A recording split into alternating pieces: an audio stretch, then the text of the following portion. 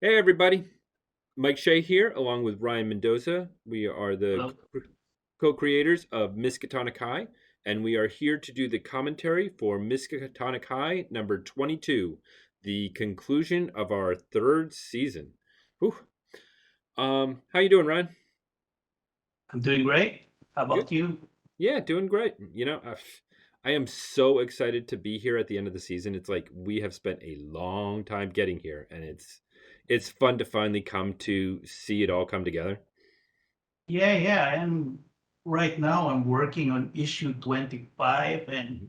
I could still remember the time when we were conceptualizing issue one, Yeah. and we didn't even know if we were going to make four issue Mhm. miniseries or six issues, Mhm. or is it a finite book Mhm. or ongoing?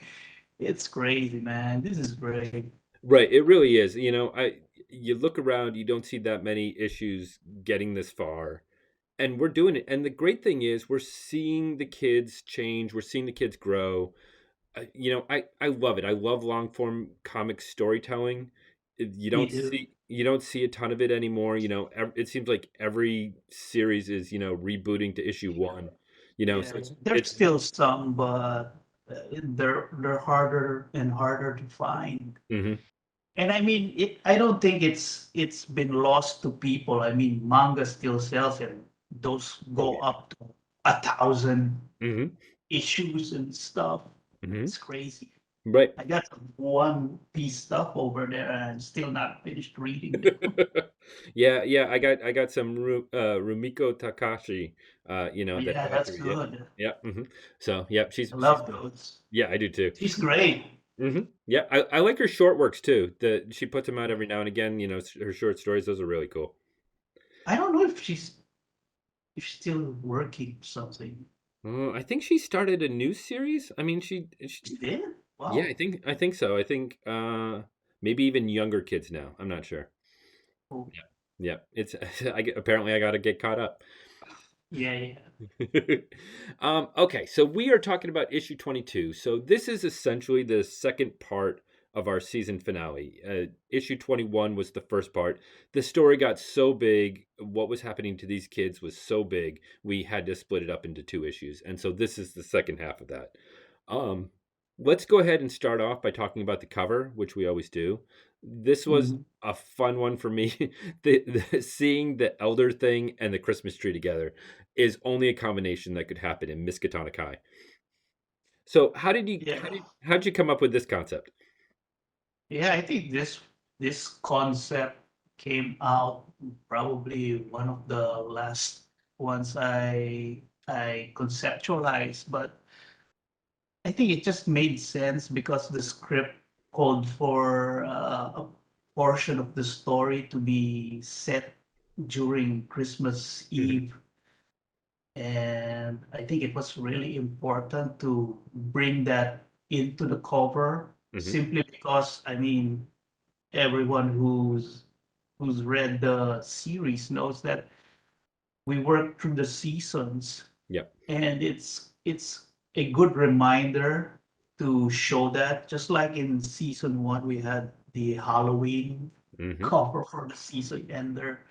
And so yeah, I thought it was a nice touch. Hmm. And the elder thing, which was kind of hinted way back in issue 20, I think, Yep. maybe even further. I don't know. I can't remember, but yeah, it it's been appearing for quite some while now, Hmm. and I think it just kind of it would be wild just to see it appear during a Christmas party. I mean, I can imagine the kids just enjoying themselves or reprieve from all the hassles in school and in real life. And then here comes this monster who's That could be. wrecking through the dinner. I mean, it's great. It's Yeah. fun. It's simple, and I think it conveys the overall um story that we wanted to tell with this last 2 to 3 issues. Yeah. Well, and I really like so most of the issues thus far have had the kids spread out. And so what you really did on this cover was it's the first time in a while that we've seen all the kids back together. And so Yeah, it's really cool to just see them all together again and sort of it really feels like what this issue is about, which is sort of pulling them all back together. yeah. We discussed before with the previous commentaries that we wanted to split the kids, Hmm. and so this was our chance to put them all back together Hmm. in one issue and in one cover, and I think that really helps convey the story a little more, Yeah, I think so. and even the theme of the whole season itself. Hmm. If Yeah, you just look at the covers. mhm. Yeah, absolutely. I think that's exactly right, and I think we're gonna see it in this issue because we'll talk about it when we get there. But I guess at this point anybody's read the issue, but at the end, especially the Christmas theme of bringing all the kids back together, and you know, uh, one of the themes of our series is kind of all the kids are sort of haunted, sort of cursed by their families in some way or other. And this is kind of a chance for them to sort of redefine what their family means, that they're sort of all each other's families for better or for worse, and so sort of coming together. And so, again, I like it. I think you're exactly right. I think, the Christmas stuff, the elder thing stuff, it really cements where the series is at right now. Mhm. Yeah. All right, let's start digging into this issue. So, Alex, who hasn't had a whole lot to do in issue 21, gives us our previously, telling us all the things that have happened. And then we start off the story, or we start off this issue with Sarah's grandma, who, if most people should remember, Sarah left alone in the house while she went off to Matt hockey party. um, Yeah.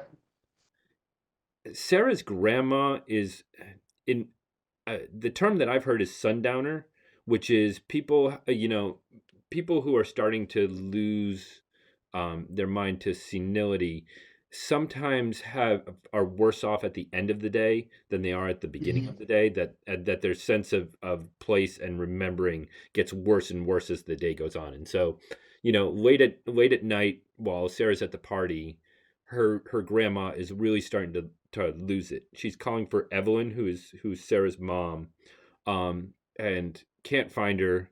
She knows that's not quite right, that she should be talking about Sarah, but she can't quite place her finger on it. Um, Mhm. and and knows that Sarah's not there and needs to go out and find her. And um, one of the things that I really liked about the way you handled this page was when Sarah had left her, she tucked in the blanket around her grandma to sort of to keep her safe, to keep her warm. And as she gets up, that sort of gets tossed to the side, gets lost. And I like that kind of as like the symbol for, the safety, the security, the warmth of home is what's getting lost as she ventures outside. Mhm. Yeah.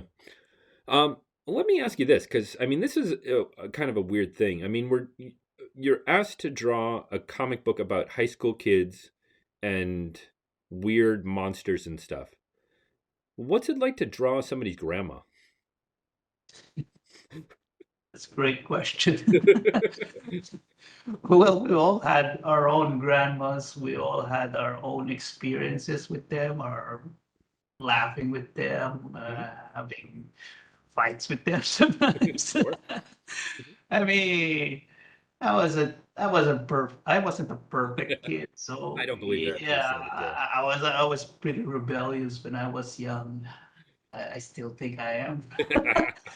But anyway, yeah. I think when you become an artist, Hmm. you have to be good observer, Hmm. a good observer of people. Hmm. So sometimes my wife would ask me, "Why are you staring at those people?" Mm. And then I would tell her because it interests me the way their position, the way the mom is giving the kid food and the father just watching over them. Mhm. It it helps me when I'm coming up with compositions of people Mhm. doing normal stuff. So when you're drawing stuff like this, you always have to recall from memory what the movements of the people are, Mhm. or what their mannerisms might be, depending on age or whatever, Mhm. and then it just translates to the page supposedly naturally, but I guess it comes more with experience. The more you draw, the better you get at it. Yeah. Yeah, yeah. Like I said before, you have to be a good observer. Yeah. So I've been observing things since I was young. Right. I was just not cognitive of it or whatever, but yeah, I think one of my aunties asked me about that. Where do you get your inspiration? And I never really thought about that because each and every work I do, I kind of get inspiration from other things. It's not Yeah. like a singular thing wherein Right. uh, I like this particular artist or this particular work, and I just draw from that all the time. Mhm. You're never going to grow Right. when you're doing that. So I think the biggest lesson you can get is always from life itself. You have to Yeah. experience it and you have to observe all the time. Yeah. So I think that's why older artists are always better during their latter years Yeah. working rather when they were younger, Mhm. and they were more spitfire with their work and just wants to be more dynamic, but Yeah. it's more concerned about technical skills and stuff. Yeah. But the more they get older, the more their art becomes simpler and yet more expressive, Yeah. if that makes sense. Mhm. Yeah, and I don't know. I mean, I've noticed this. Some artists, who are so used to doing a certain kind of art style have a real hard time with normal people, like elderly or overweight or, short or whatever it is, people who aren't model-esque and perfect, and when they're asked to draw them, they don't look right. They look like, Captain America with like really big breasts or something. It just whatever it is, it doesn't look right. And It's because their training has been like that. They've been trained to do certain figures. yep. Then when they're asked to do a overweight person, they just add a bit of tummy here and there, and Yeah. then it just and sometimes the face would still be chiseled and Yeah, stuff, of and course. it doesn't work like that. Right. Yeah. I mean, even for the elder people, you have to observe the way the creases in their faces is, and Mhm. it's different for every age. Yeah. For 40, 50, 60, Mhm. you have to count it. You actually have to count it. Look for a picture online and count the number of creases on their forehead. It's It's different when you're 70 and you're 80, believe it or not. I believe it. It's like a tree. It's the number of lines. Yeah, yeah, Yeah. yeah. I Yeah, yeah. think so. I Yeah. think so. Yeah. And there are art books that actually teach that. Mhm. I mean, there are artists who are actually not stingy about giving out real tips that are helpful for Yeah. beginners. And I think if newbie artists are wanting to become comic book artists, you should uh, find those books that Yeah. really help. Well, and I also think, it kind of I don't know, maybe I'm being unfair. It's, our comic touches on so many different aspects of normal life, but also really weird life. Yeah, whereas, I look at some comic books and all they do is like, it's a science fiction one, so everybody's wearing a jumpsuit. And so they're never mhm. asked to, like really stretch their art to draw older people or draw this or draw that. And Yeah, that's why when I'm working on commissions, I'd be curious, could I still draw superheroes? Yeah, apparently I still can. good job. Yeah, but also, I look at some young artists and all they want to do is draw covers and and figures in heroic poses. It's like they can't. It's like they're so Yeah, busy. pinups basically. Yeah, they're so busy drawing other comic books that they're not looking around and drawing anything from life. You know? Well, it's really part of the uh, learning experience. You Mhm, start off with just perfecting your form, and mhm. then eventually they'll have to find a project which will challenge them. Yeah, I think that's the thing that lacks with some artists is that they're not being forced to go outside their comfort zones. yeah. I think that's a good And point. some are really good with what they do, Hmm. but ask them to do sequential art or like you said, normal people and they kind of humble. Yeah, yeah. It's a shame, but one of the places that I want to get to is I a lot of times I see people buying comic books for who's doing the cover and not who's doing the sequential art inside. And usually the sequential art inside is harder. And if that's better, it's going to be a better comic book. It's just I don't understand why. It's a relic from the 90s Yeah. wherein I think that's when variant covers started Yeah. appearing. I mean, back in the 80s, nobody really gave a shit about the cover. You just No. knew these are the characters you like, and then you like the writer, you like the artist. Hmm. Then in the 90s, it was more like I like the writer, so I'll buy this book. I Yep. like the artist, so I'll buy this book. He did the cover for this crappy comic, so I'll buy this book. So yeah, it's just a relic of the past that I mean, it's just economics. I Yeah. mean, it sells, so whatever. Yeah, it is what it is. But I guess what I wanted to say is, one of the things that I really like is that with our comic we can do, hear a page about a grandma and it looks good. It looks like it fits our comic. It fits, what's going on. She looks like a real grandma. We really get her as a person. And that's kind of what our comic does. Our comic, you know, uh, it isn't one thing. It goes all over the place. It does all kinds of crazy things. You never know what you're going to find in our comic next. And Well, like you mentioned before, if for horror to work, mhm, you have to work on the people first, yeah, on the humans involved, and so I think it's very important to write humans when you're writing horror. I mean, you yeah, just can't do tentacle monsters day in and day out.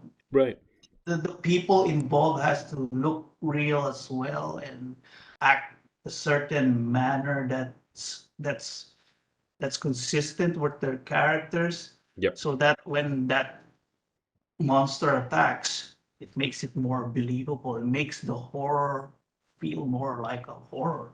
Right. And it's exactly what you're talking about in terms of the art, about how when you're drawing, you have to draw from memory of things that you've actually observed. You know, the best Experience. the best comic writing that I read, that others write, you can tell is based on some kind of experience. When they're able to pull that in and make those Yeah, correct. characters come more alive, then you care about those characters. And like you said, when the monster attacks, then it's really scary. Hmm. Yeah, That's true. yeah. Okay, so Grandma goes out into the snowy night looking for Sarah, thinking that she's looking for Evelyn.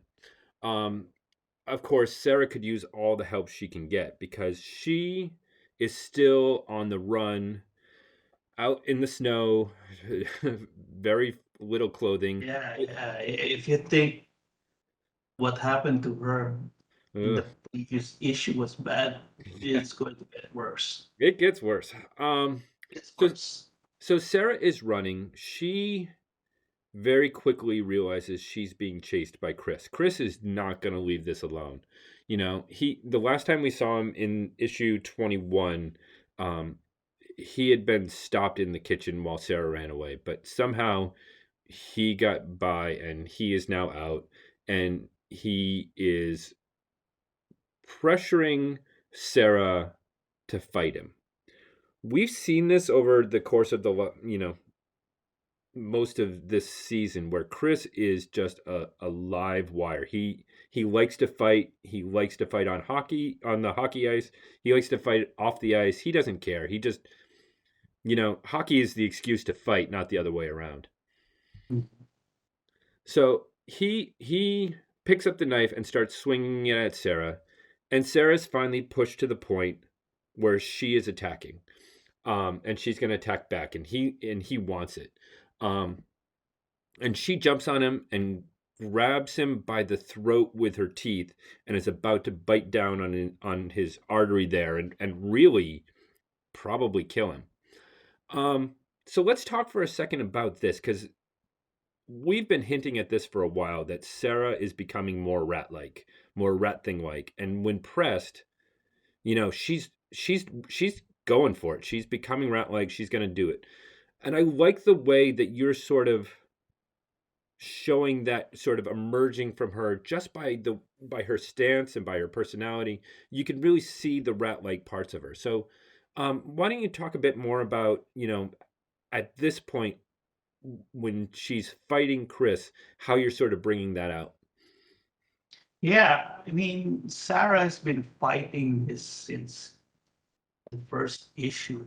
Mhm, I mean, it's apparent that she doesn't like the lineage that she comes from, the mhm, rat people, mhm, and she really hates the changes in her body, mhm, which we saw in the last issue. mhm. And for observant readers, I think they kind of notice that throughout the series.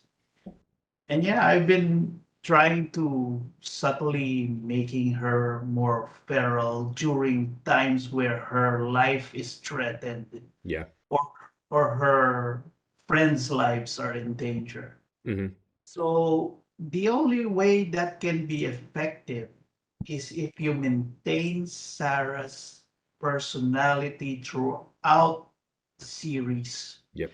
Meaning when she's in school, when she's with friends, when she's feeling safe and confident, Mhm, she's Sarah, yeah. okay?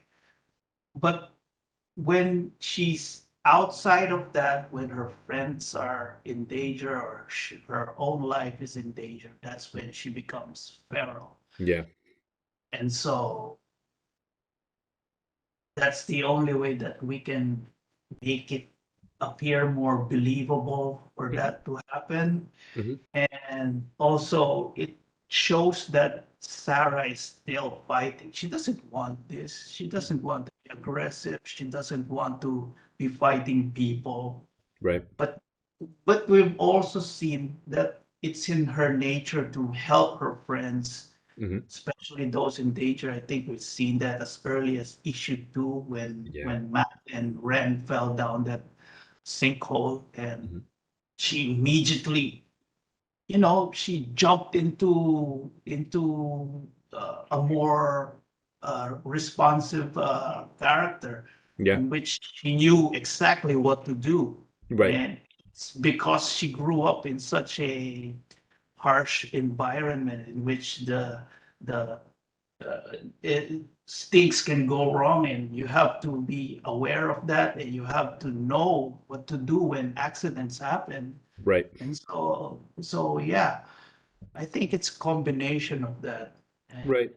And I think I think slowly we've shown that throughout the series. right. And I think that's true of a lot of people. I don't know if you know people like this who are very quiet and demure and they're afraid to speak up. but you know that underneath that they're an incredibly capable person, and they just need to be put in that situation where they have to stand up Yeah, and do for it, sure, Yeah, for and sure. yeah, that's how she's always seemed to me too. Yeah, and I the the thing this reminds me of is in the yearbook we did the story where she was sort of her genes were pushed to become fully rat thing like, and Mhm. we got to see her really feral and animalistic, and so it's cool to now be back here and sort of see her in that in between stage, and you can see her becoming more like that. So I, again, the long form comics, we get to see that about Sarah. We get to see her at various points in her Right. like this, so we know who she's becoming. We know what she's becoming. It's just, for her, it's a horror show to get there. Yeah, yeah. Yeah. You can see in some instances, I mean, she's still human. Hmm. Deep inside, she's still human. I mean, her whole being is still human. It's just this rat thing Hmm. coming out, forcing its way out. So there are times when you can still see her cowering behind other characters. Hmm. It's because it's still her. Right. She's still scared of these monsters. She's still Mhm. scared of the things going on around. In fact, she's scared of herself. Yeah. And that's why she doesn't want to be like this. Hmm. It's not like, hey, I'm going to embrace this. I'm going to be feral. Right. I'm going to be feral AF. Well, and I, I don't want to go too far down this route. We've talked before, about reading X-Men comics as a kid. And the thing that I always liked about the sort of classic character of Logan Wolverine was that he could be feral, but he didn't want to be. He wanted to be human. And Yeah. the better writers, the better artist realized that that wasn't something he wanted to be. And it's sort of, as they've sort of gotten away from that, they're like, "Oh yeah, isn't it cool when he goes nuts and loses it?" And the classic character, he didn't want that. He hated that. Yeah. So that's Well, like I said, it becomes effective. I mean, Mhm. he looks cool when he goes like feral, Mhm. but only because you see it so rarely. Right. It's only when he really needs to go all out. But most of the time, it's just Logan. He just wants to be Logan. Right. Patch. Yeah. Um, but yeah, so it's like that. So yeah, no, I love this storytelling. I love this story. Unfortunately, it's going to get a lot worse for Sarah before it gets better. Um, she realizes what's going on. She runs away from Chris, and Chris is like, you could run, but you can't hide. There's no place you're going to be able to hide from me. Um, and then we cut to Matt. Matt is waking up from when Chris walloped him uh, back in issue 21 when we learned that when Sarah had the tail. And so, Talking about bad to worse. yeah, geez. Okay, so Matt wakes up. What he sort of realizes what's going on with Sarah, and he has a choice. The whole reason he threw this party, the whole reason that he invited Sarah was to watch as he went upstairs to find out what's in the attic. That's what he's been about this whole time.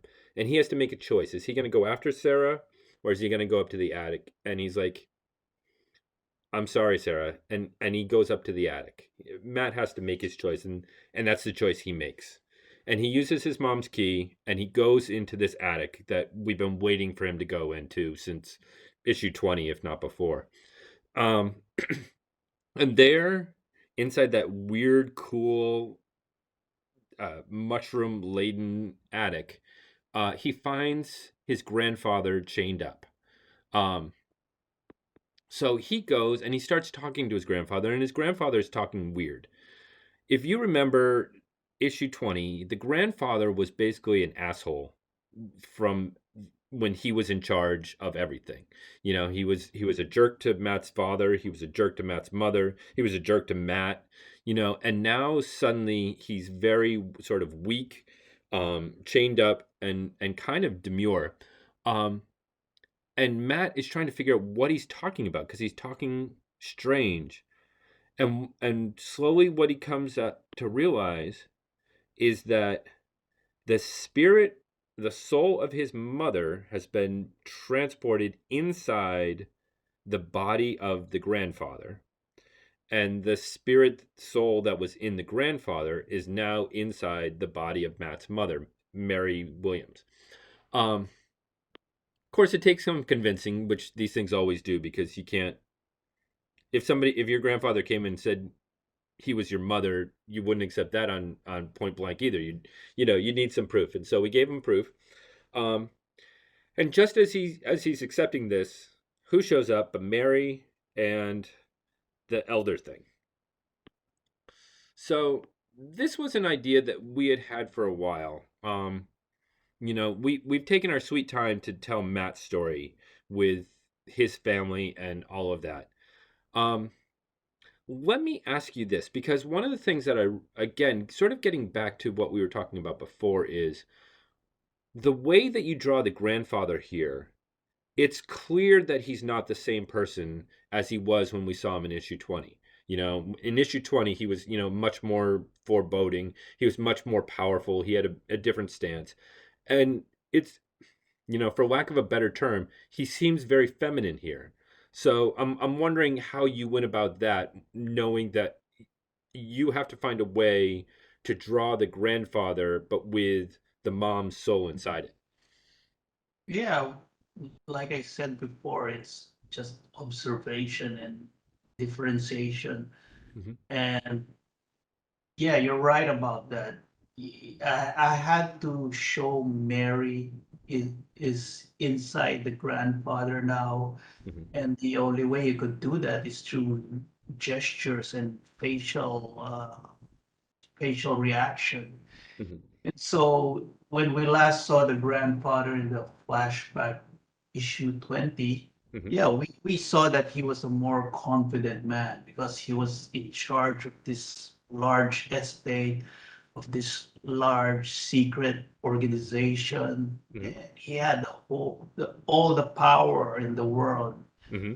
And through design, of course, this uh, this is I don't know how to phrase this without spoiling, but through design, this had to happen. Hmm. And Mary is now inhabiting the grandfather's body. Yeah. So his whole demeanor is very different now. Like Yeah. you said, he's, he looks defeated.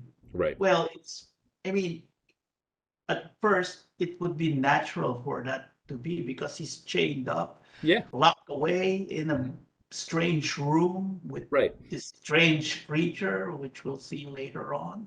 Right.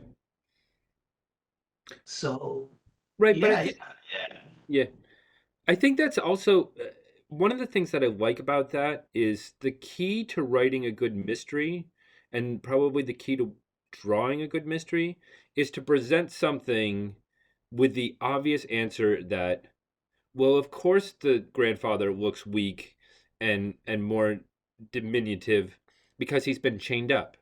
And Mhm. so the readers and everybody think this is the answer when really it's because of this. That's Yeah, like the key to mystery is yeah, Sutter. and Yeah. it gives Matt a reason to doubt him Hmm.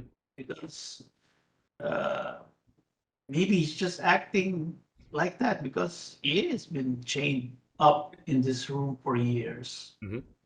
He's changed.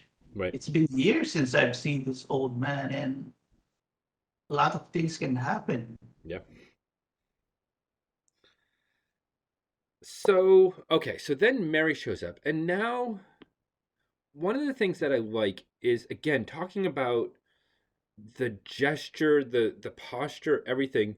Suddenly, Mary's very sort of masculine posture, very sort of masculine way of dealing with Matt now suddenly becomes a lot clearer.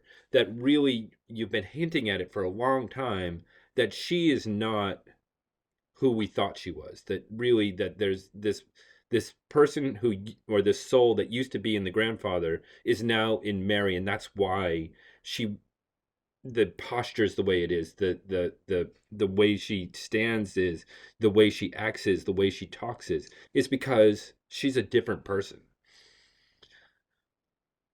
And Um, I think it was hinted, I don't know, it was issue 9 or mhm, something like that. I mean, I think Matt was already questioning yeah, her mother's sudden change of uh, attitude. mhm, And I think when he confronted his dad in issue 20, some of those suspicions mhm, started growing yep, even more. And that's what prompted him to really go up the attic. But she hasn't been in the house for many years, so this was the only time. This was his only chance yeah, to get into that room. yeah, yeah. But it also, I don't know if the readers know this. I, we talk about a lot of this well in advance, and even when we don't always know the details of how things are going to work out, we have some general grand ideas. So, like, we always knew. God, I want to say from issue 4 or 5 on that Mary was going to be sort of the central person in the Arkham Society, this sort of group that sort of runs the dark part of town, and slowly we've added more details and shading to that. But I mean, we've always known it, that she was going to be it, and we've always known that she's got some dark past and dark history, and so Yeah, I think we agreed that if we were going to include the parents mhm. in the story, we had to make them twice as interesting Yeah, because it would be pointless if the side characters, so to speak, were just boring additions in the background. yeah, We have to make sure that these characters added to the story, yeah, added to the characters, hmm, in which the appearance of this character affects the other character, the hmm, way they act, the way they feel. right, Without those, this character is not needed. right, You know what I yeah, mean? And so, like you said, we go through the pains of thinking about this, hmm, and we simply don't add characters just to add characters. right. And Yeah, I don't think people have any idea how much thought we put into when we do bring in a character and start working them into where exactly they fit in the story, how they interact with other people. I think they have an idea, just Yeah. not our idea. Yeah. Well, and the good thing is, so like, I'm one of those guys, I like to reread books, so like if I was reading this now, I would read this and I would immediately go back to issue 6 where we first saw the parents or whatever, saying mean things to Sarah. And suddenly, what they said becomes a lot clearer and it starts becoming a lot more meaningful because I know where the story is going now. And it's cool to me that you and I work in a way where we start weaving that in early on so that we can then go back to it. Yeah, I think these commentaries that we do Hmm. really might prompt avid readers who are also the way we are and just go back and check. Wait a minute, Yeah. I didn't notice that. Yeah. Yeah, I think so. I certainly hope so. I mean, when I geek out over a comic, I do it, and then I start going and I read what the creator said about making it, and suddenly I start seeing more about it. So that's exactly the kind of fan I am. Yeah, Yeah. although some creators kind of change their tune Yeah.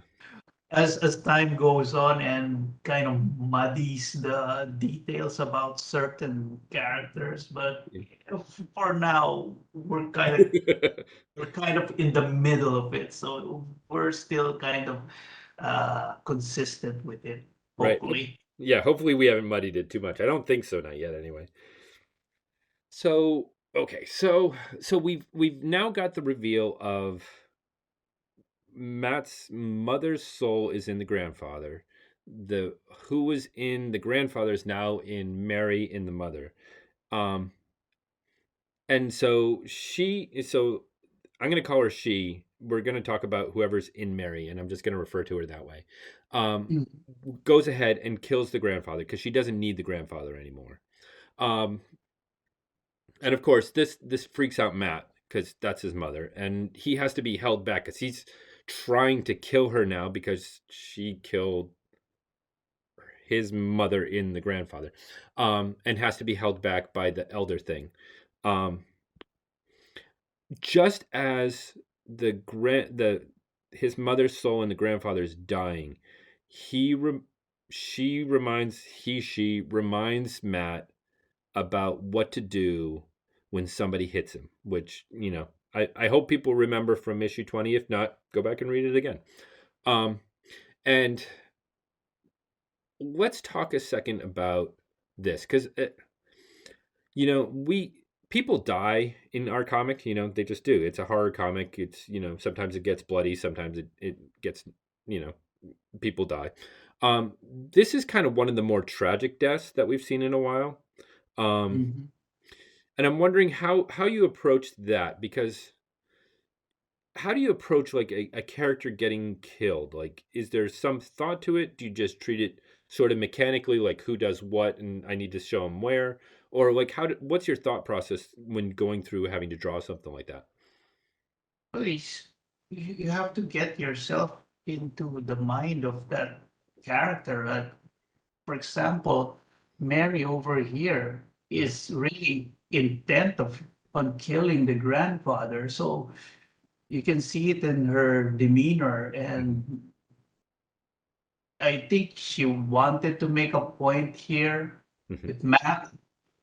She, she's also testing him somehow, and so this death is very deliberate, Yeah, and so it's not mechanical at all. yeah, There's a certain, how should I say this?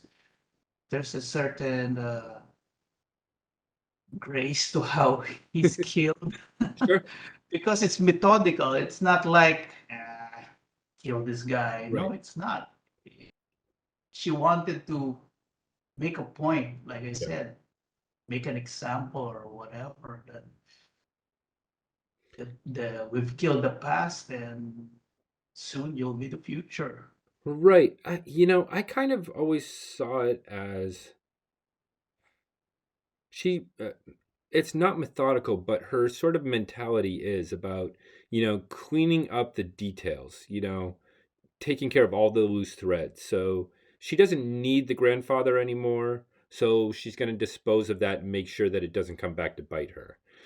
She's working. Well, there's also that detail in issue 20 wherein I think it was mentioned that the FBI Mhm. was looking into the grandfather. Yep. So I think he had to be disposed because Hmm. if the FBI started knocking on their door, Hmm.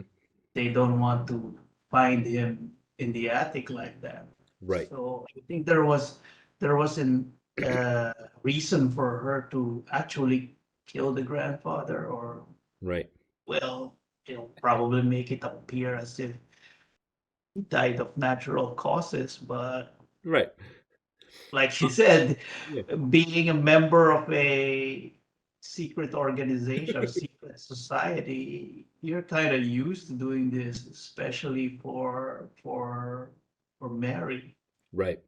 And the other part of that is if the FBI are curious about the grandfather, but also about Mary, the entity that's in Mary needs to start looking about where she's going to go next, which is of course, what her plan is for Matt.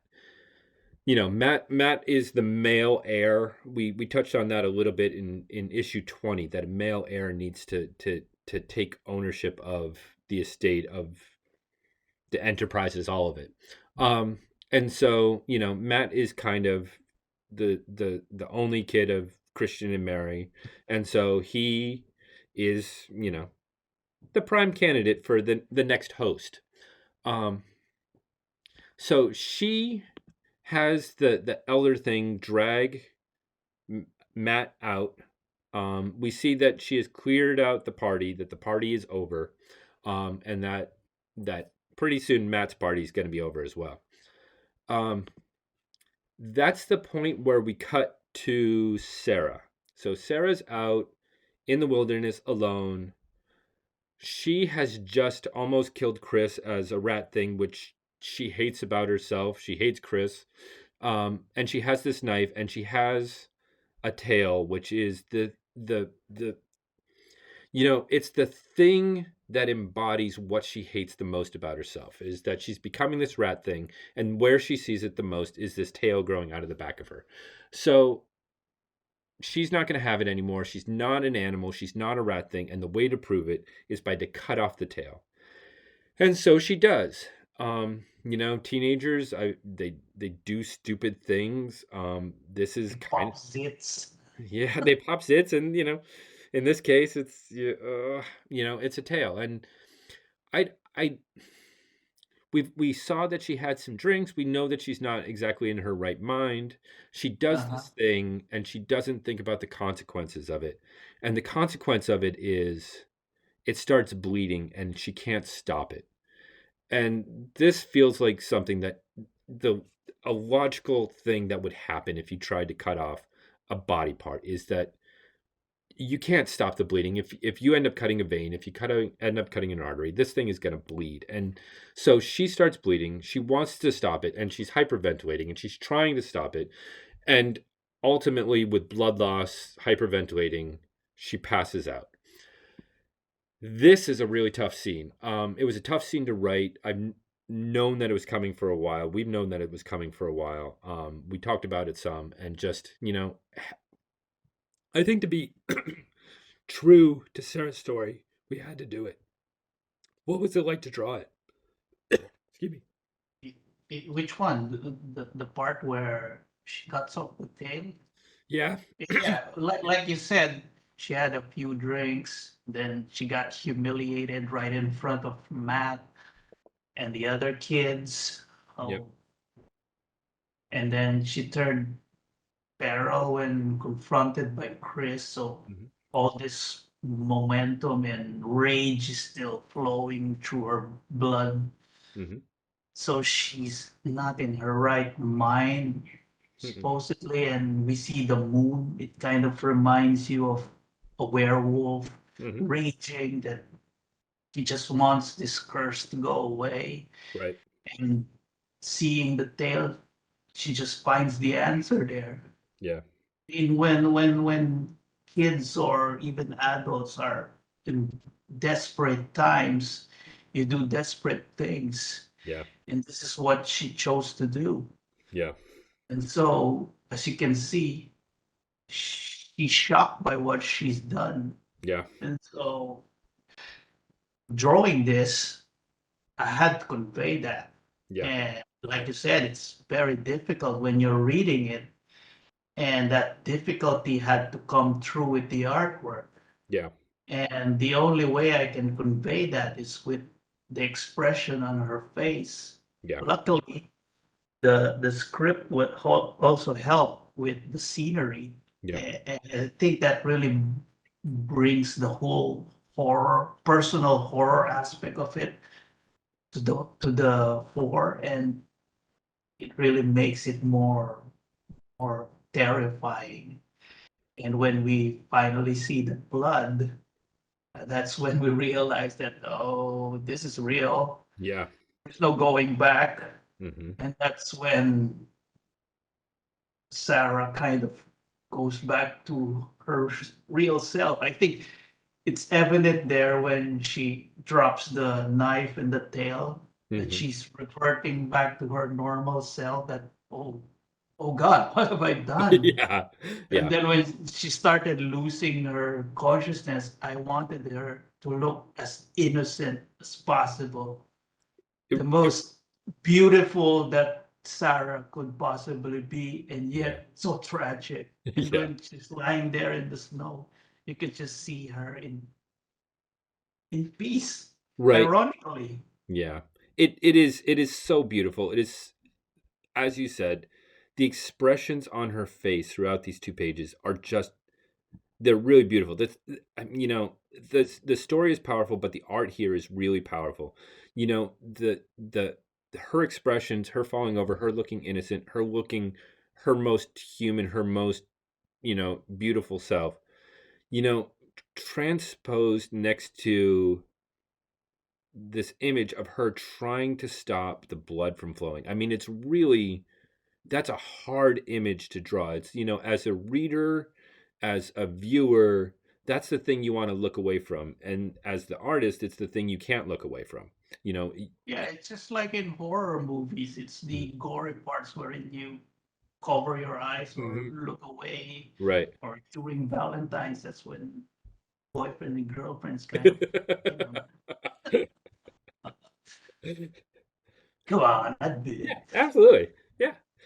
But yeah, no, I think it's beautiful. I think it really helps, as you said, the doing this out in the snow, with the barren trees, with the moon overhead, really, it's Sarah is at her most vulnerable here, to the elements that, there's nothing in bloom, there's no hope for her here.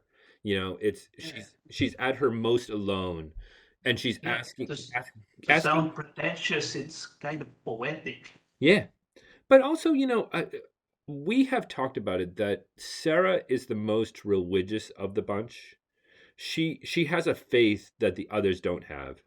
And Yeah, I think there's a thing, she has probably always held out hope that maybe, if she prayed hard enough, if she believed hard enough, that maybe she could be saved, that maybe this thing wouldn't happen to her. And this is sort of the harsh reality of it, which is there is no escape. This is it. And what you think is an escape is only going to make it worse. Yeah. So, okay, so that was a tough scene. So let's go back to Matt and the elder thing and the thing in his mom. Because I think these pages are beautiful too. Like, I love this. We've talked about this before, but anytime you want to draw anything in the snow, I think it looks great. Um I I hate it. love I love the I'm Haster. sick of throwing snow. I'm sorry. We're almost there. We're almost through the winter. But Um you're right. Yeah, something about winter mhm, makes everything beautiful mhm. somehow. And for a horror comic, that sounds kind of weird, but it also kind of works. Yeah. Well, and it's And weird. for the story, it's perfect. Yeah. Well, it's weird. We've talked about this before that Lovecraft based a lot of his stories in New England where it's snowy a lot and it's winter a lot, and yet it doesn't come up a lot in either the stories or the adaptations that I've seen of it. And So I told you my theory, right? what's that? He hates snow just like I do. Probably. He's probably He probably said there's snow everywhere. You know what? F this. I'm not setting a story on snow. he was probably afraid of it. He was probably so afraid of snow. He's like, "Oh, I got to stay inside." Yeah, it probably doesn't go outside that much anyway. Yeah, actually, to be honest, yeah, probably not. Um, but anyway, okay, so we have the snow, we have the Hastur statue, which is always gorgeous. I think that looks great. And then on the other side of it, we have the elder thing, which is beautiful by itself in a weird kind of freaky way. And all of this together with the mom, the thing in the mom just going completely batshit crazy. I just everything about this works for me. I love it so much. So she and the elder thing are dragging Matt out to the statue. This is the statue. Well, it's the same kind of statue as we saw from issue. Oh crap. 16, I think, when they went to the little village. Yeah, Yeah, right. 16. Yeah, and so we saw at the tail end of that that there was another statue at the Yellow King Inn, which she has had moved to the estate, and so she is going to use it to switch souls with Matt and take over Matt's body. Um, so so that goes ahead and starts. I love the.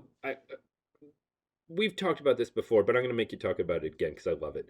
The image of Matt and the mom as the head swap, the soul swap starts going, and there's this statue sort of looming. It's 20 feet tall above them, and I love that, and the moon is behind it. It's a beautiful image conveying exactly what's happening there, the feeling that's happening there.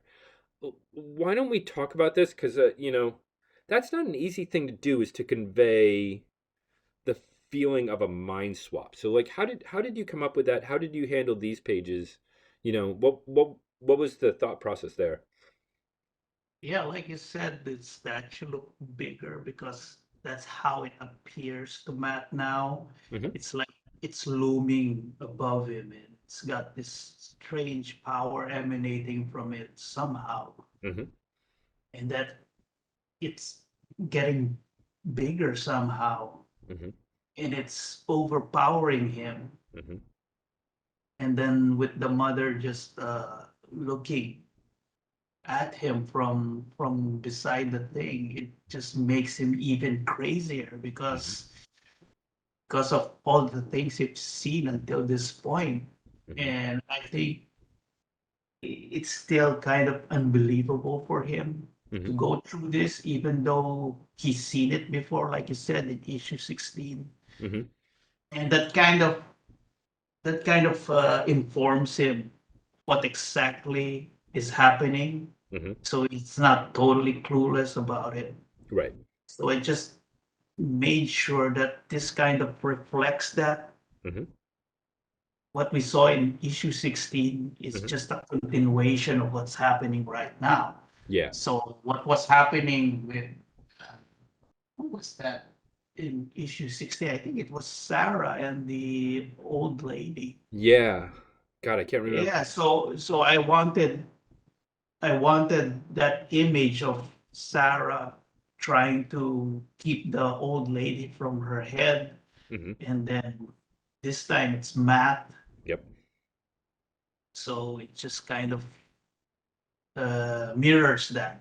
Right. Like you said, you kind of like reflection, so it's kind of infected me now, and so when I'm drawing, I'm kind of doing the same thing now, wherein I look at the previous issues and look for inspiration there Hmm. to images here to kind of mirror that. Yeah. Well, and I love that. And it really, one of the things, and I think you and I have talked about this, that I really loved about the way this season has come together is we pulled a lot of those threads that didn't seem like they were threads throughout the season and bring them all back here.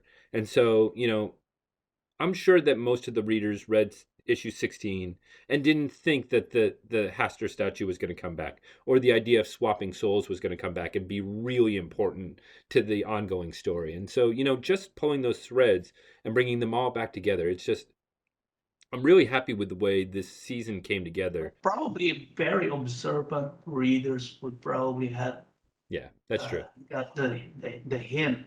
I Hmm. mean, it was pretty evident that the Astor statue was in the house, and that somehow will affect the characters in the future somehow. Right. But I don't think they had the idea that the grandfather would be involved as well. Right.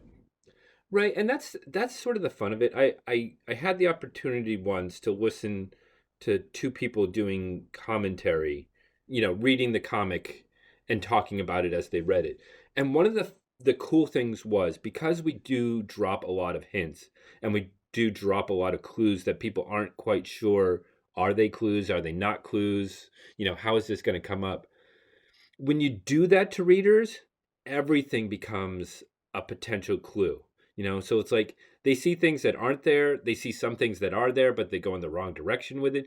It's really kind of fun, and I know that there are readers out there like that who start doing these things and start wondering about how these elements are going to come back into play, and start deducing their own idea of how the story's going to go. And that was always fun to me when I read comics, and I really enjoy it when people talk about that with our comic, giving them the opportunity to really sort of anything could be a clue about what's going to come up next. Yeah, yeah. Look, before video games, the entertainment we had was just movies, TV shows, books, comic books. I mean, I read a lot of choose your own adventure books, and that was the most interactive you can be with a book.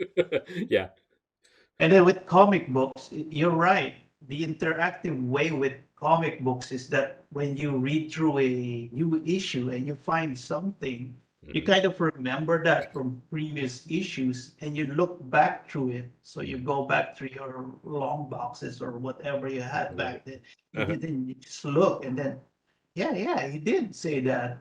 here, this issue. Or if you have the trade paperback omnibuses, it's easier. It's just Yeah. kind of flip through it. Mhm. And that was pretty interactive Yeah. since, the video games back then, which is simple Right. jump, Won't. jump, crash. So, yeah, it kind of made comic collecting Mhm. essential in a way because comic books were supposed to be just throwaway things, Right. but collecting them, you kind of go back to them Mhm. because of new information you found in the newest issues. Right. And also talking with other collectors, Mhm. you kind of gain new knowledge about certain characters. And for example, if you meet a common fan in a comic book shop, and then they, hey, did you know this about Cyclops? Mhm. No. Yeah. Have you read X Factor number? Whatever. No, I don't collect X Factor. Well, you should because Yeah. this comes up, and this is very important to this issue over here. Yeah. All right. Let's check it out. And next thing you know, you bought, 100 issues. Correct. Yeah. Exactly. Okay. So while the head swapping is going on, Matt starts hearing this voice. And the voice is he thinks, trying to help him deal with the entity in the mother that's trying to take over his body. And trying to get him to lure the mother closer to the statue. Um, and of course he does it. He doesn't have a whole lot of choice, but also this is kind of the only thing he can do. So he sort of lures her back there, um, does it, and then we see that the statue starts shaking and starts wobbling and starts falling over, and he shoves the mother's body closer to it as the statue goes wham and spludges her. Yeah, and Um, before that, we actually see Haster mhm. I, in Carcosa, mhm. and we kind of get the idea of what these statues are actually are. But I think we decided early on that we didn't really want to see elder gods or powerful mythos gods walking around in the town, but Yeah. instead extending their power and influence through Mhm. other people or artifacts. Yep. And this is kind of one of them. It's very strange, the statue, and I think that helps with the real bringing reality to the situation. I mean, Right. I think it would just spoil the story if we just saw Pastor walking around Yeah. town harassing people in the grocery. Right, and you know, not only does that, it disrupts the idea, the reality of the town, but it also disrupts the idea, the reality that Hastur is this powerful thing. You know, if Hastur is walking around our town, he's not a cosmic entity. He's not something beyond our understanding. You know, if he's in Carcosa and using some sort of tool into our world through these statues, it becomes much bigger. It becomes a much more cosmic thing, which is really, the appeal of it, for It me doesn't anyway. limit his power to where No. he is, but extends it not Yeah. only in our world, but probably in other worlds. Yeah. Yeah. Other dimensions. Yeah. I mean, that's the idea. It's sort of, we always talked about sort of the dreamlands being sort of the in between as a way to reach into our reality. And so, the Hastur is reaching in through whatever, maybe it's through the dreamlands, maybe it's through the statue, whatever it is, to get at. Yeah, Yeah. like I said, observant readers will probably find hints when I draw the dreamlands Mhm. of a certain elder god that keeps appearing there Yeah. and is known for something. Yeah.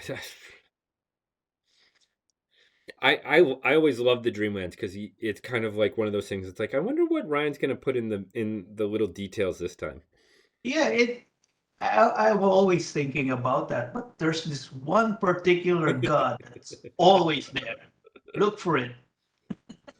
I do. Okay, so so the mom gets smashed by the statue. Um, and when it does, the statue falls apart, the statue of the mother falls apart, and Matt is now realizing that he is talking telepathically to the elder thing. Um, he's Can I like, just say one thing about the special effects? "Oh yeah, yeah, please go ahead." I love the spludge. I couldn't tell whether that was too much or not. Yeah, and also uh, I don't like making blood too red, Yeah. and with you putting that spludge over there, that's very red. It's just perfect. Right, it does the dirty work for some of the art. Um, we talked about that. So like so I do the lettering on the comic and I rely on you a lot for sort of giving me an idea when we need more sound effects or when we need less sound effects.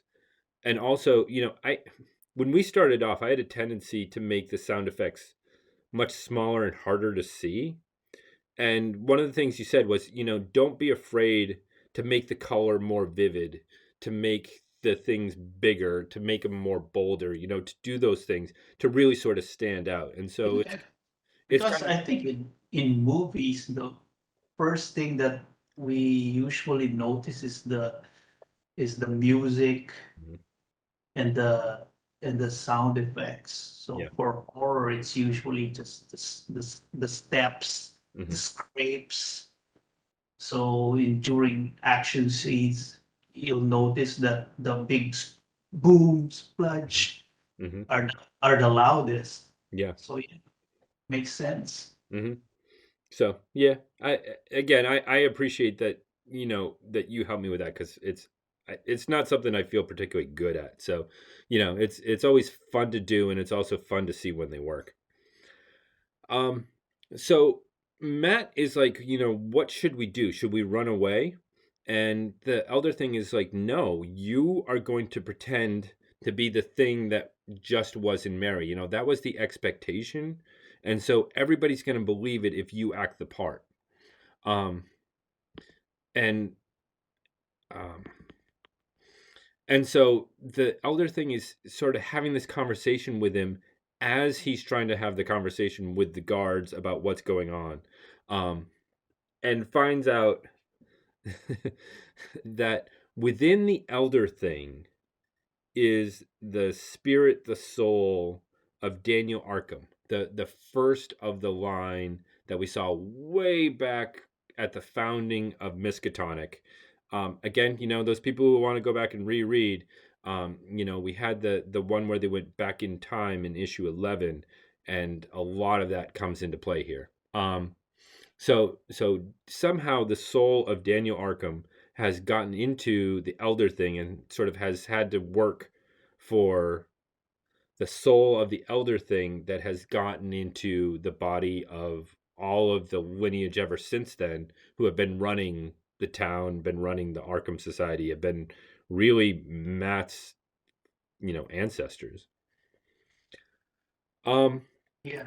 One of the things that I like, and this is sort of the start of it, is Matt's in this precarious spot where he's hearing two conversations. He has to have this conversation with the guards. Meanwhile, he's having this conversation with the Elder Thing telepathically. And he has to pretend to be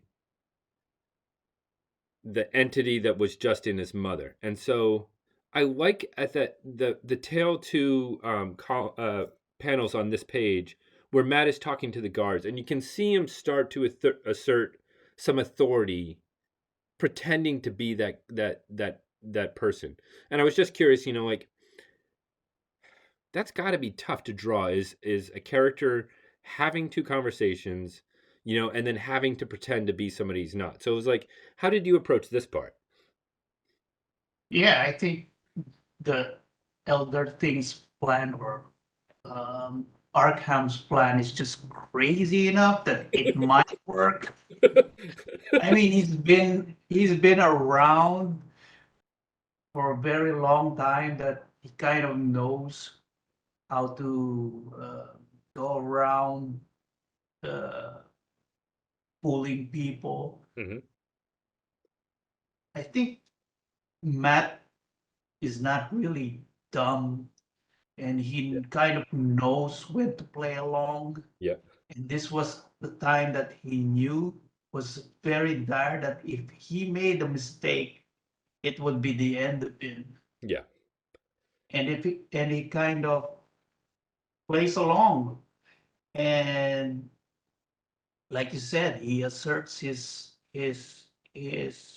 uh, power Hmm. over the guards, like Hmm. mimicking his mother Yeah. somehow, but still very very tentative about it. Yeah. It's So you can see right it on. in Yeah. his eyes. He's still unsure, Yeah. but he just motions the gun away Yeah. just to show his confidence about what he's saying. Right. I Yeah. mean, if he was a normal kid, he'd have he'd have no confidence to do that. Oh, yeah. Just raise his hand like, I didn't do it. Right. I was drunk. But Matt's been like that. So, m- it's easy to think that Matt is dumb. He's not dumb. It's easy to think that he's sort of passive, but he's not always. I mean, he's a hell of a hockey player, and I mean, he's not afraid to hit people, and he's not afraid to jump into action. He's not afraid to do these things. It's just, you're right. I mean, the other part of it is, yeah, Arkham thinks that maybe this will work, but the other thing about it is he's putting Matt in a position where Matt is reliant on him and his knowledge to survive. He's really put Matt in the spot where Matt has to do what he says. Like Matt has no choice here. Um, which is really kind of a a terrible, horrible thing. That's exactly like Daniel Arkham. That's exactly what he would do. Also, he had no choice. Yeah, that too. He, So he was caught between the guards and the elder thing. yeah, I mean he's He really had no way out. He he's had in a no way out. he's in a terrible spot. We put these kids in terrible spots. It's your fault. I know, I know. Sorry, but also, okay. So this is a great spot to put him in. He's stuck between these two things, and we're gonna leave him there. He's gonna be stuck between these two spots for a while now, as we get into the next season, and I love it. Although it's a spot that's very, very interesting going forward. Hmm. I like it. I Yeah. Um, we talked about it, and the idea that Matt would have to become a lot more involved with the Arkham Society. And it's a perfect way for us to slowly ease readers into more and more of what they are and what they've been doing to the town. Mhm. Yeah. So anyway, we've already started working on season 4. It comes up in new and interesting ways, and I think people are going to enjoy it. I'm certainly enjoying seeing it. So okay, so that's Matt. Okay. So okay, let's get back to Sarah. So Sarah is waking up and she is hearing things but isn't quite sure what's going on. And as she wakes up, she sees Alex is there, and Alex is has started a fire, has put a blanket over her, and is using her magic to heal the wound that Sarah inflicted. Um, Alex explains to Sarah that she came to babysit the grandma. She said she couldn't, that she was going to go practice, magic with Kerwin, but she changed her mind, decided to come, and when she got there, found grandma wandering around in the snow, and took her in. And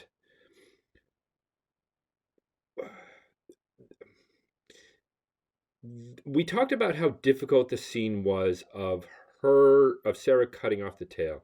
For me as a writer, this one was really hard because it was these two personalities, and both are going through a lot of different emotions and about the things that they're talking about. Alex is helping her out, but Alex is pissed off.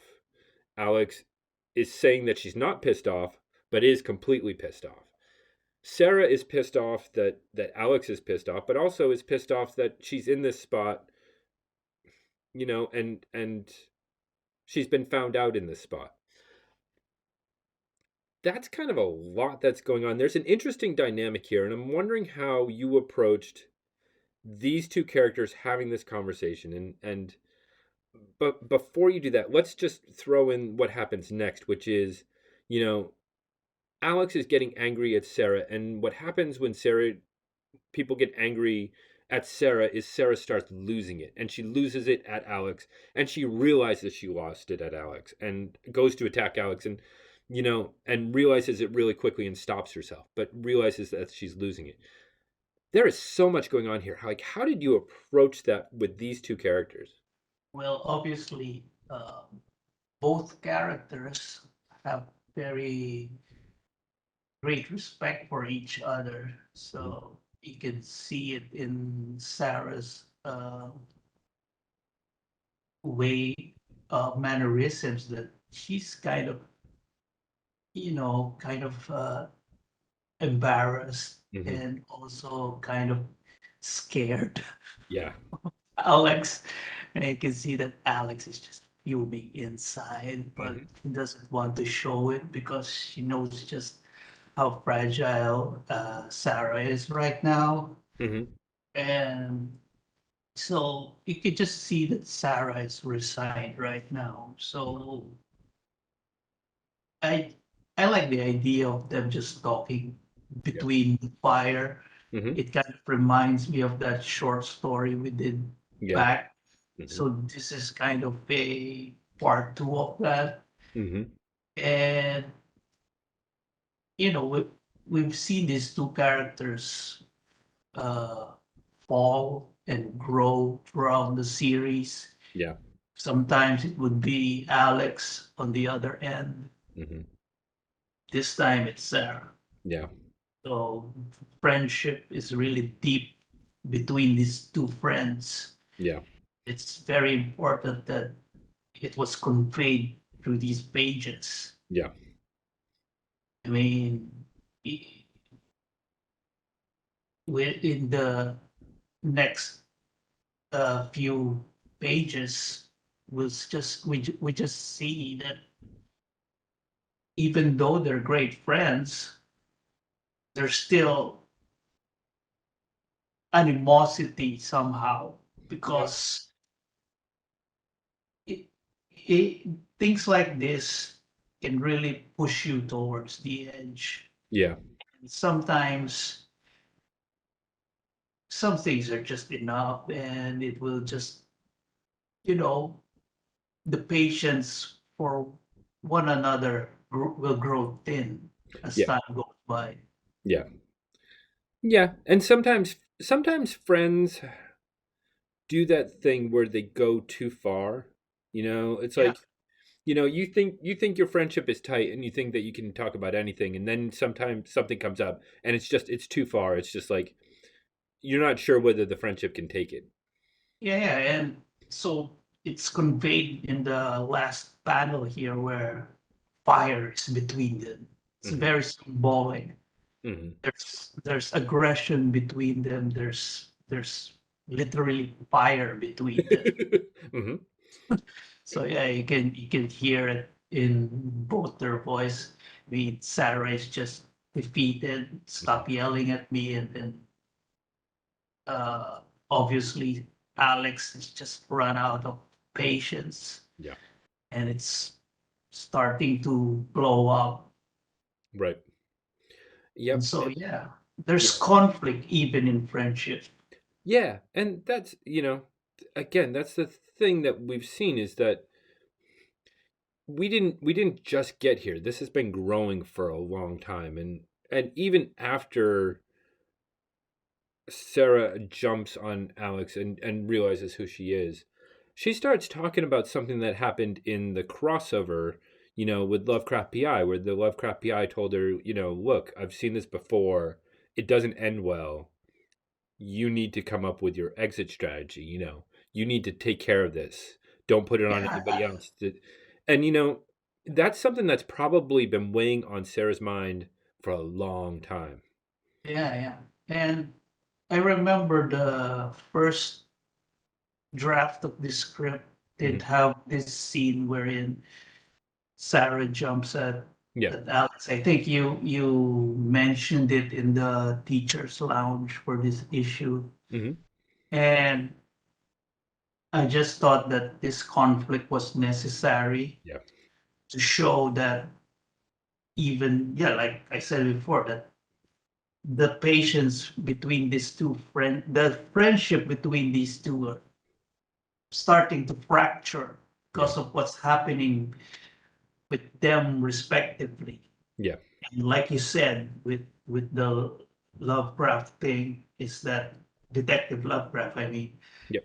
is that we had to show Sarah Hmm. becoming dangerous, Yeah.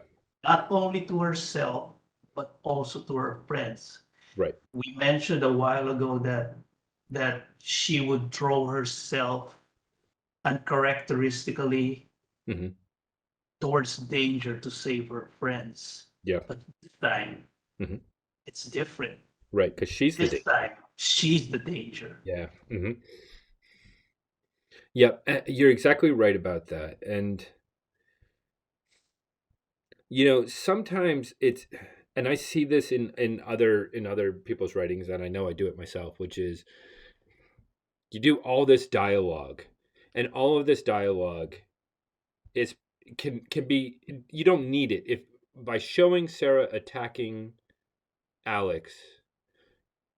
It's much more powerful, it's much more forceful, it shows you exactly what the danger is that would have taken 2 pages of dialogue going back and forth writing. And it's comics is a visual medium. If you can show it, it's better than saying it.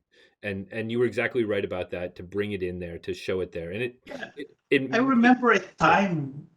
I remember a time where in comics they had the thought balloons, Yep.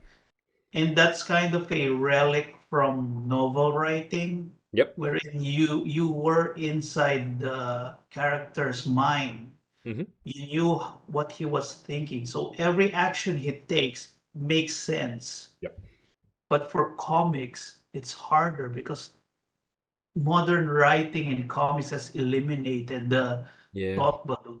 They kind of view it as kind of silly. Yeah. It And only works in like nostalgia now. yeah, because comics has moved closer and closer to motion pictures, Yeah. wherein it's become more akin to a TV series or a Mhm. movie, Yeah. and you're more concerned about what's going on in front of you rather than what's going on inside of them. Yeah. And so it always helps to show that that inner thought come Yeah. out of their actions. Yeah. Yeah, and we had seen it, the action of cutting the tail was a visual demonstration of what, and then her attacking Alex was another visual demonstration. So it's like it told the story better than the dialogue needed to be.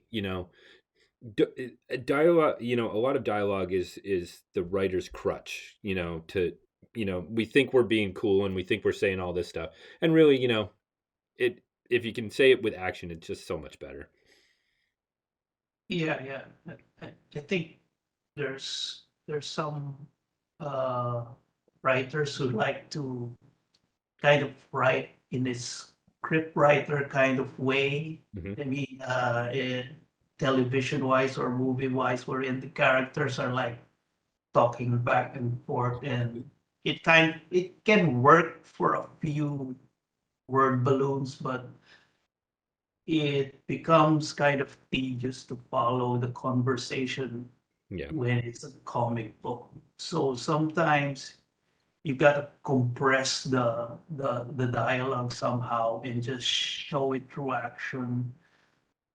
It's difficult because it's the writer's training. Sometimes you really can't blame them Yeah. for doing that. I think my problem would only be that the exposition kind of defeats the image sometimes. Yeah.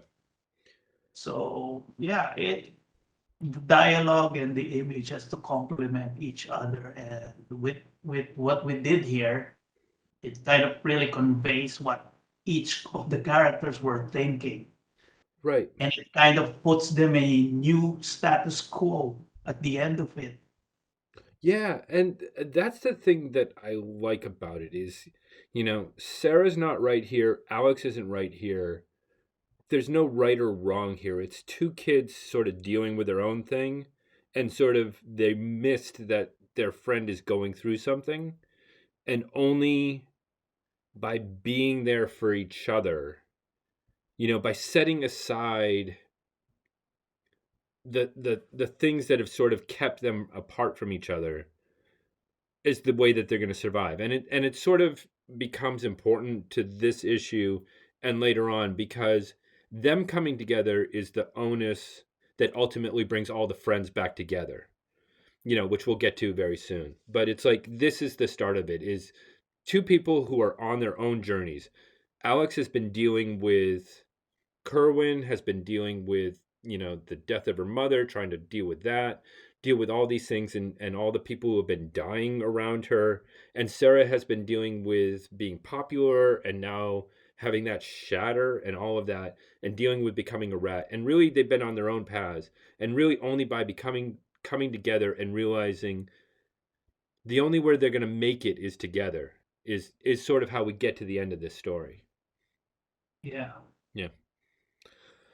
So, okay. So this is a tough conversation. Sarah has gotten to the point where she feels like, okay, maybe this is it. Maybe it's only going to get worse from here. This is what she has is a curse, but it's also kind of like a debilitating illness that's getting worse.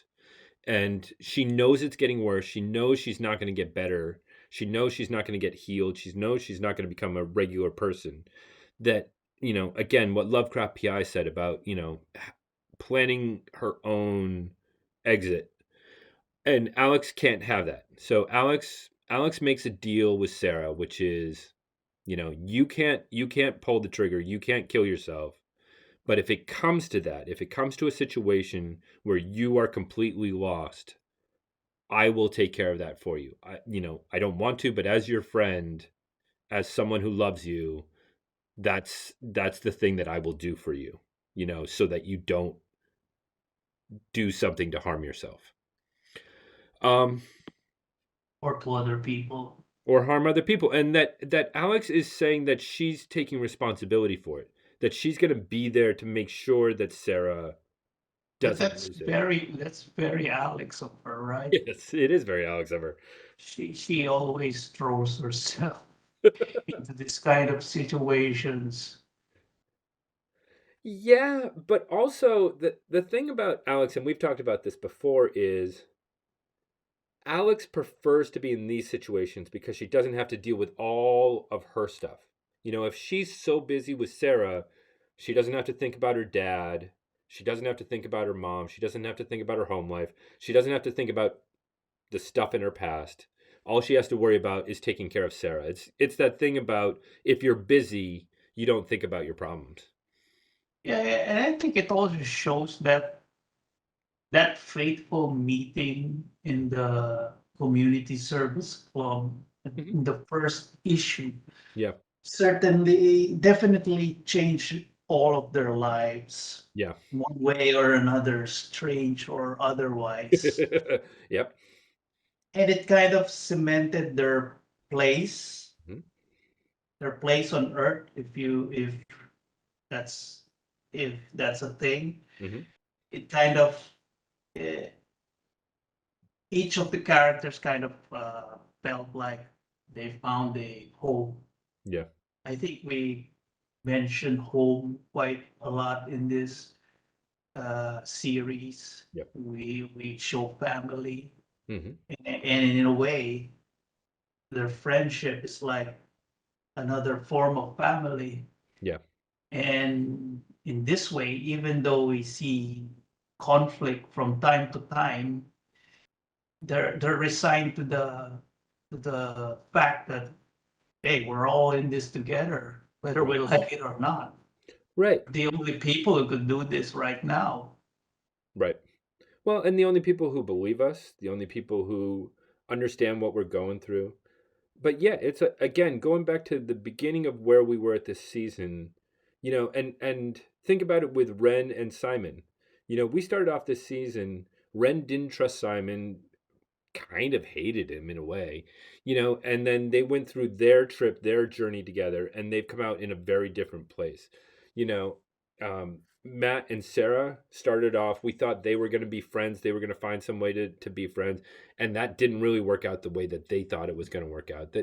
But they've probably come to a place where they understand, who each other are and what they how they have to live their lives. So it's just it's again, this has been a nice season for us to really see the kids, see them sort of through different relationships and come out in this different place. We saw Anton and Sarah at one point, and Sarah basically told Yeah, told told I Anton. think it's very important to show a journey Hmm.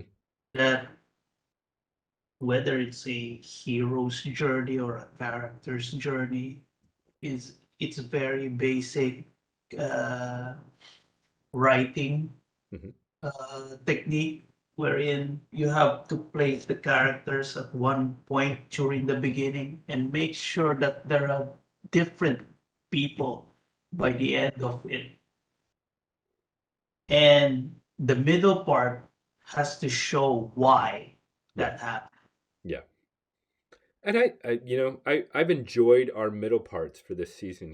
I loved when they went to the Philippines and had that whole experience. I love the hunting trip where they ended up in the little village and all of this stuff with the reanimator and Anton and Trish, and Alex, exploring the underworld, and Simon, exploring mythology, Hindu mysticism. And it's been a really fun season. I've really enjoyed this one, and Yeah, it goes back to our initial influence for this, which was Mhm. the Breakfast Club. Yeah. Each of the kids were a certain way at the beginning. Yep. There were all individuals, and then at the end, they were together as a unit, Yep. and they were all changed by the end. Yeah. Yeah. So I'm really happy with this season. So let's. So okay. So Alex and Sarah come to this agreement, and that sort of resolves the conflict enough that they can sort of start to put things back together again. And so Alex takes Sarah inside, says we're gonna go watch a Ghibli movie.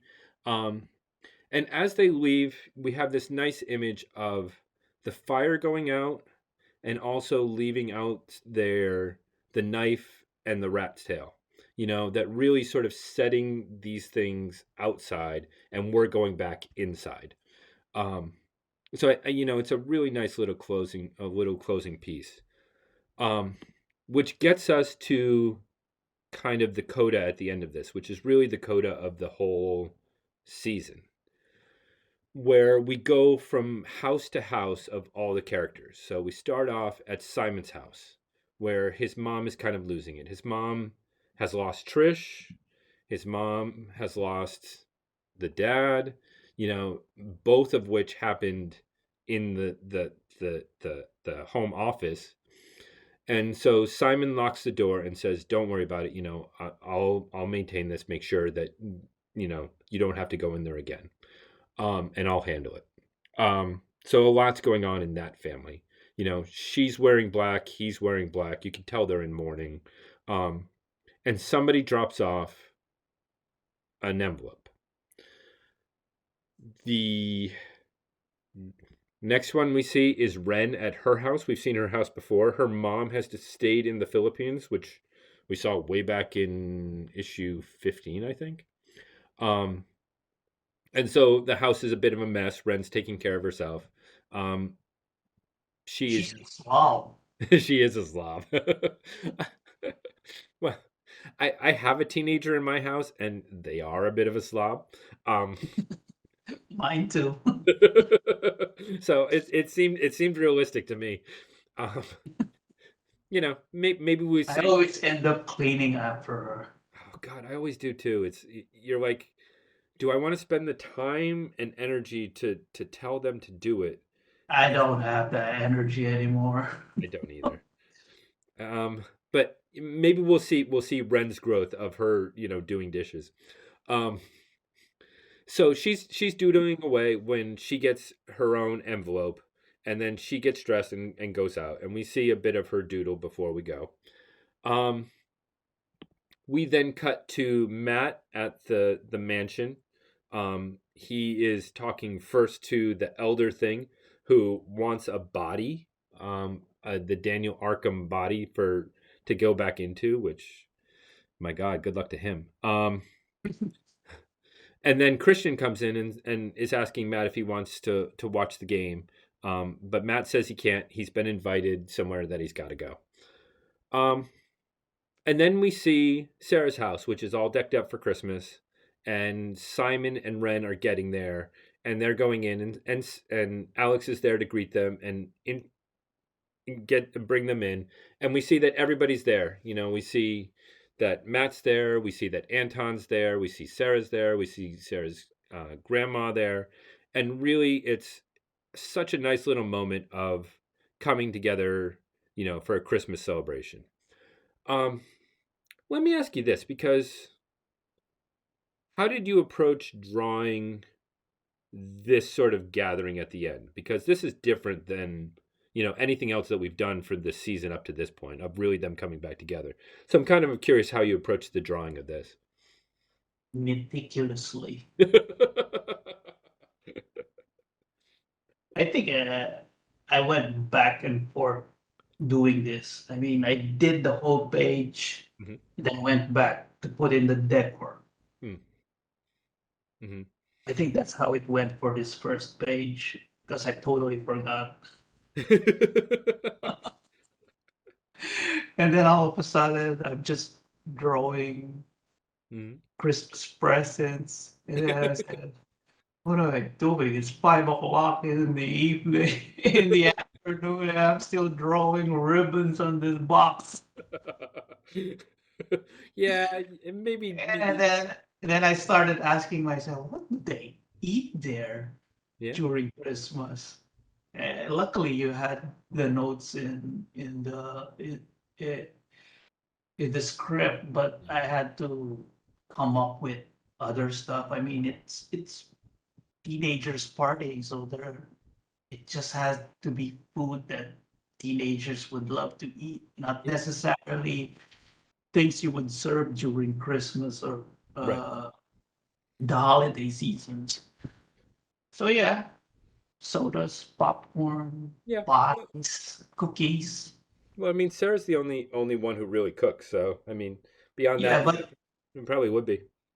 yeah, but I really had to make sure that it felt like Christmas. Hmm. This was a very important portion of the book in the season.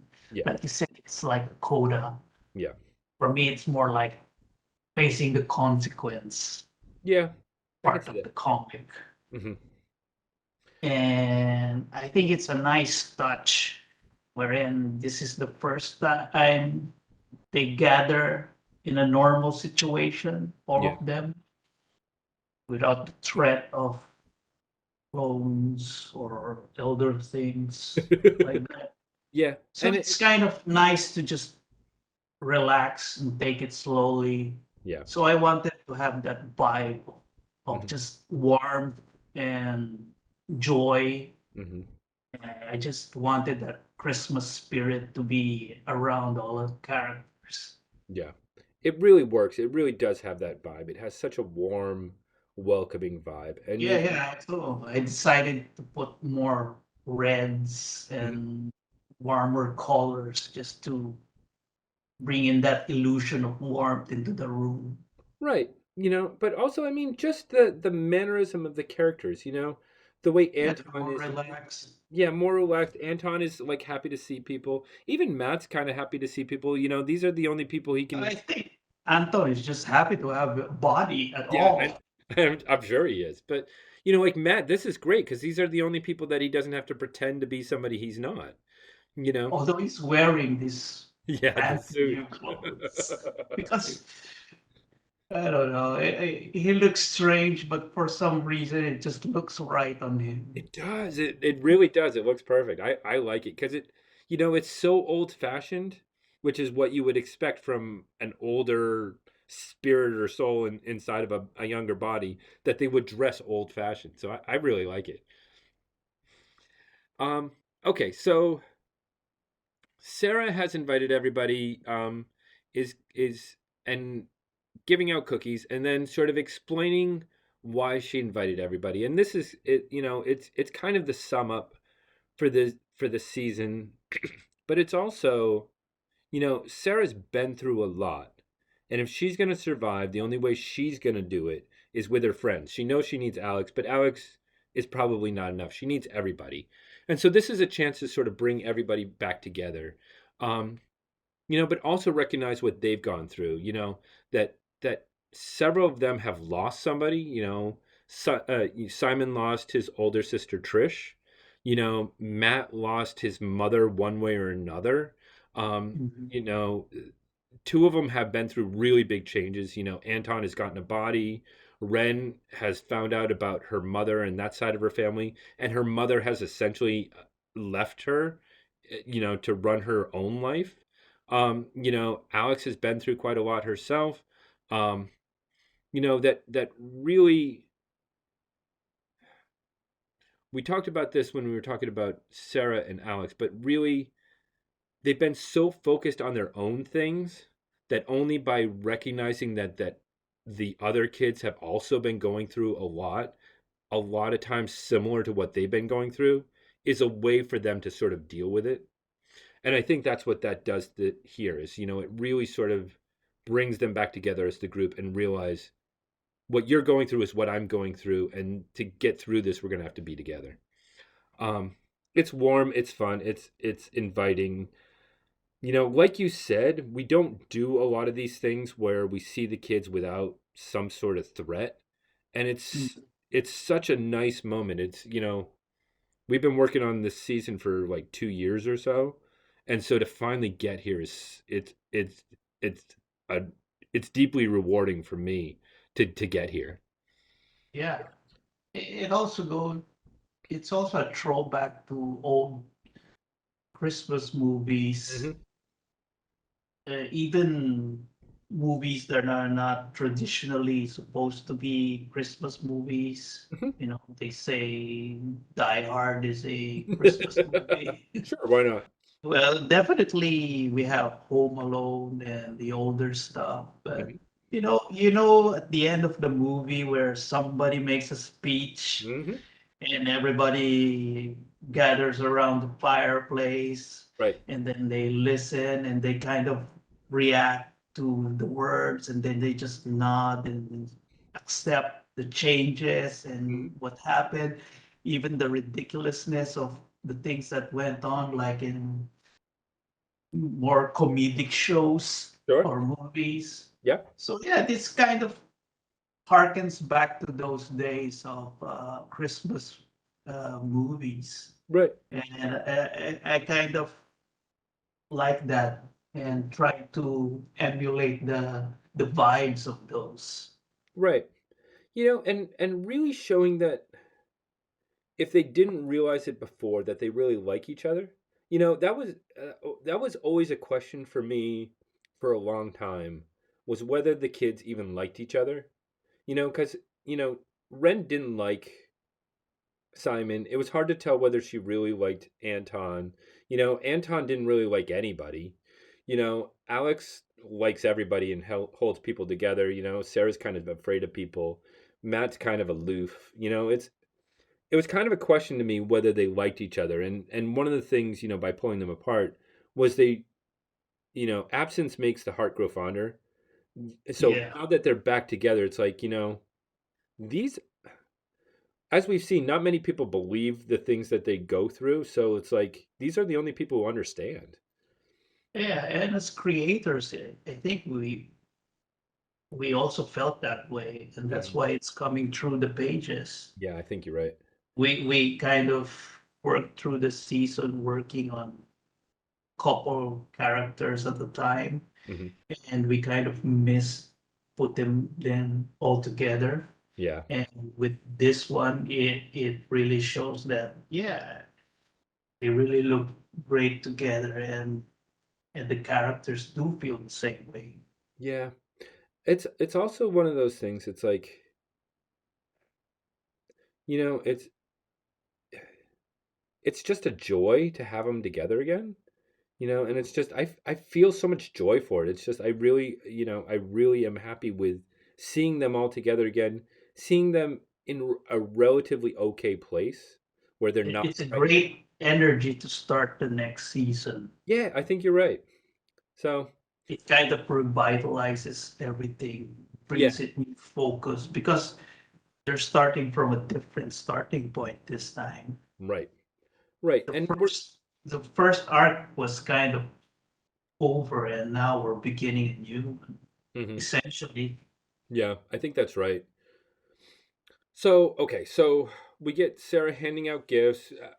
We have some fun banter back and forth, about Simon being Hindu and not celebrating Christmas, and Sarah gets a little aggressive, with her Christmas cheer, and Alex sort of has to pull her back. And then, of course, Alex gets a little aggressive about the stuffed animal with her cousin Matt, and you know, Sarah has to pull her back a little bit. Um, Well, we had to bring Mr. Overbite Miss- in. yeah. And I like this conversation between Matt and Ren. When she left to go to the Philippines, it left them in an awkward spot, and things changed while she was away for both of them.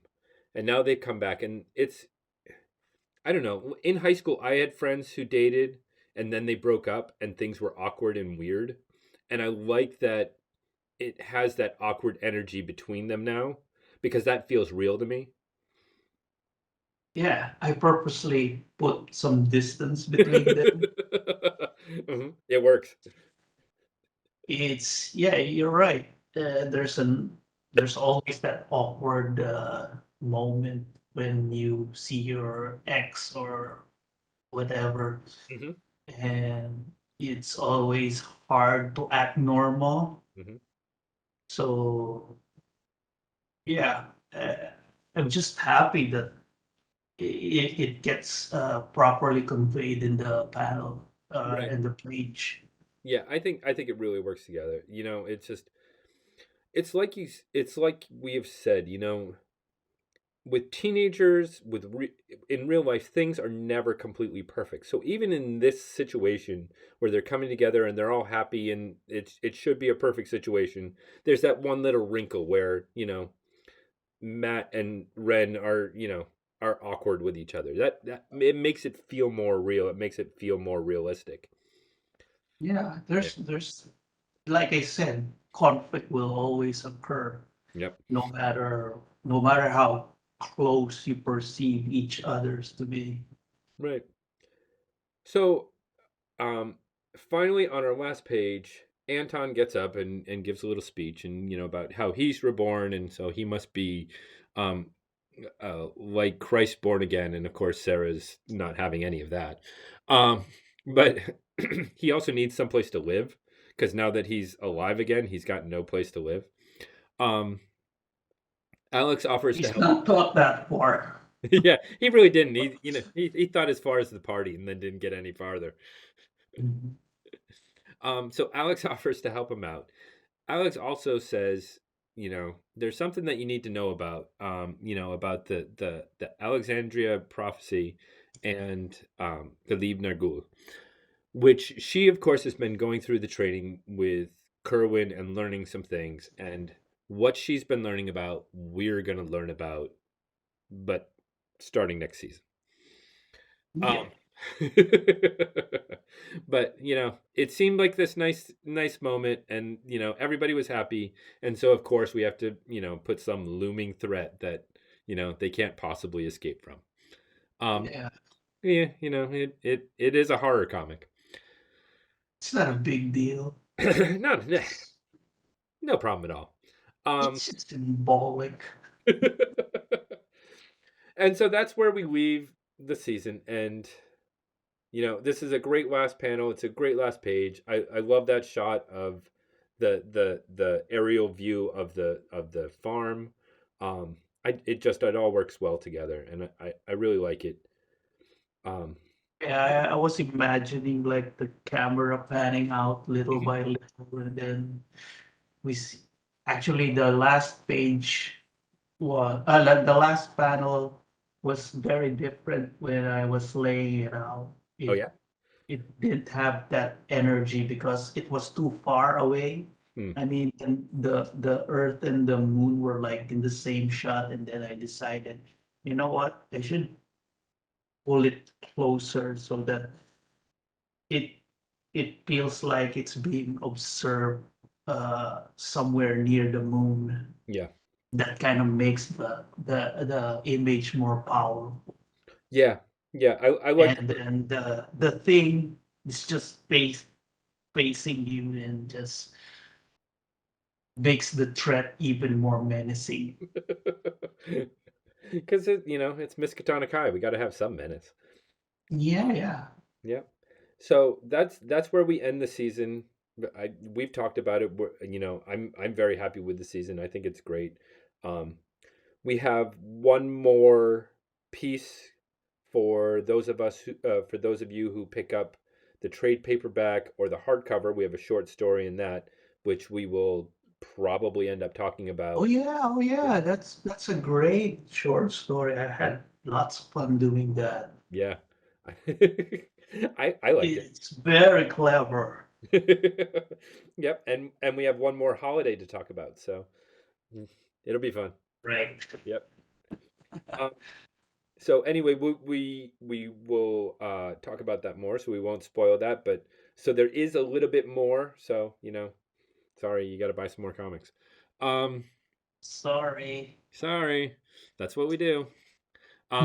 So that'll be coming up. And then we have some other fun things in mind coming up, and Ryan and I have already started. We're well into the next season of work, and it's coming together great. It's it's coming out great so far. I've been so happy with how it's been coming together, and I can't wait to show it to people. But Yeah. yeah, Excited about this season. yeah, me too. So that's all I got. Anything else you want to say, Ryan? No, that's it. Just look forward to what's the next one? The hardcover. Yep, the hardcover and the trade paperback. Yep. So that I and wish we had stuff to show. yeah. So but we soon will. We'll have some images and we'll start putting them out there really soon, and we'll have a campaign that people can start liking and signing up for. So yeah. So be on the lookout for that. That'll be coming very soon.